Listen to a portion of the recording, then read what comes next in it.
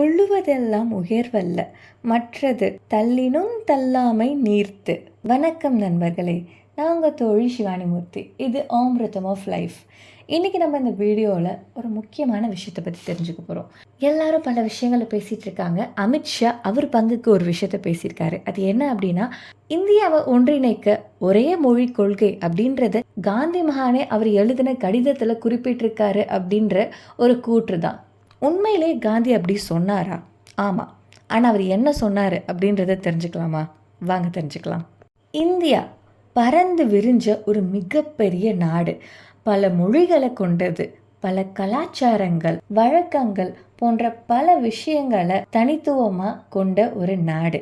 Unity இன் diversity, அதாவது வேற்றுமையில் ஒற்றுமை அப்படின்ற கூற்றுக்கு சிறந்து விளங்கக்கூடிய ஒரே நாடு இந்தியா. நாம் அனைவரும் இந்தியர்கள். இந்த ஒரு விஷயம் போதாதா நம்ம எல்லாத்தையும் இணைக்கிறதுக்கு? ஒரு மொழி, ஒரு கலாச்சாரம், ஒரு பண்பாடு, இப்படின்ற ஒரு விஷயம் கொண்டு வர நீங்கள் அந்த ஒரு விஷயம்தான் நம்ம இந்தியர்கள் அனைவரும் ஒற்றுமையாக இருக்கோம் அப்படின்றத காட்டுமா?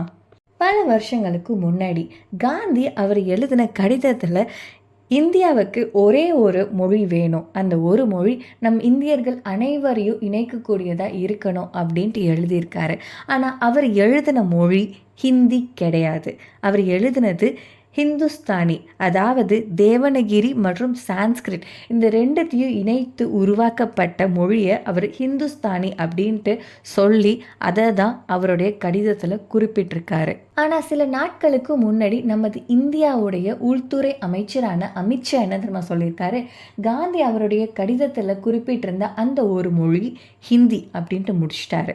நம் நாட்டுடைய ஒரு மிகப்பெரிய பதவியை வகிச்சிட்டு இருக்க நீங்கள் ஒரு மேடை பேச்சில் இது போல தவறான கூற்றுகளை சொல்லும்போது எப்படிங்க உங்கள் மேலக்கு எங்களுக்கு மதிப்பும் மரியாதையும் வரும்? அதெல்லாத்தையும் தாண்டி உங்கள் மேலக்கு எப்படி எங்களுக்கு நம்பிக்கை வரும்? நான் ஒன்று கேட்குறேன். இந்த ஒரு மொழி கொள்கை அப்படின்ட்டு நீங்கள் சொல்கிறீங்க இல்லையா? எடுத்துக்காட்டுக்கு உங்களுடைய மாநிலத்தில் நீங்கள் பேசக்கூடிய மொழி இல்லாமல் வேற ஏதோ ஒரு இந்திய மொழியில் பொது இடங்களில் பெயர்களும் வழித்தடங்களும் பேருந்துகள்லையும் பயன்படுத்தியிருந்தா நீங்கள் எப்படி அதற்கு ரியாக்ட் பண்ணுவீங்க? உங்களால் அதை சகஜமாக எடுத்துகிட்டு போக முடியுமா? இவ்வளோ மொழி பற்றுள்ள நீங்கள் உங்கள் மொழிக்காக என்னெல்லாம் பண்ணியிருக்கீங்க?